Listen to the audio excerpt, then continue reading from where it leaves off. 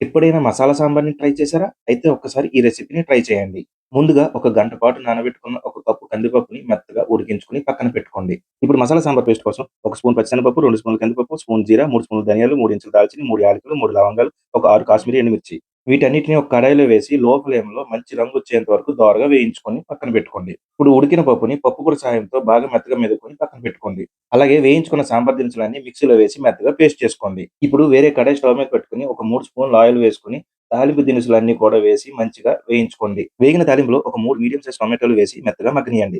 టొమాటోలు మెత్తగా మగ్గిన తర్వాత సొరకాయ ముక్కలు, వంకాయ ముక్కలు వేసి కొంచెం సేపు ఫ్రై చేయండి. ఇప్పుడు ఒక 75 గ్రాముల చింతపండు నుంచి తీసిన రసం ఇందులో వేసి ఒకసారి బాగా మరగనివ్వండి. ఇప్పుడు ముందుగా ఉడికించుకొని పక్కన పెట్టుకున్న ముద్దపప్పు, అలాగే సాంబార్ మసాలా పేస్ట్ ఇందులో వేసి ఒకసారి బాగా పైనుంచి కింద దాకా కలపండి. ఇప్పుడు ఇందులో ఒక లీటర్ అంత వాటర్ పోసి మంట హై ఫ్లేమ్‌లో పెట్టి ఒకసారి బాగా కలపండి. ఇప్పుడు రుచికి సరిపడా సాల్ట్, అలాగే ఒక చిన్న తాటి బెల్లం ముక్క వేసుకొని మంట హై ఫ్లేమ్‌లో మాత్రమే ఉంచి ఒకసారి బాగా కలపండి. 20 నిమిషాల పాటు బాగా మరిగిన మసాలా సాంబార్‌లో ఫైనల్‌గా కొత్తిమీర జల్లుకొని ఒక 2 నిమిషాలు మరిగిస్తే ఎంతో టేస్టీగా ఉండే మసాలా సాంబార్ రెడీ అయిపోయినట్లే. తెలుసు కదండీ! ఈ మసాలా సాంబార్‌ని మిల్లెట్స్‌లో గాని, రెడ్ రైస్‌లో గాని మనం సర్వ్ చేసుకుంటే మనకు షుగర్ లెవెల్స్ అనేవి పెరగవు. Say no to white rice and say no to diabetes. Thank you.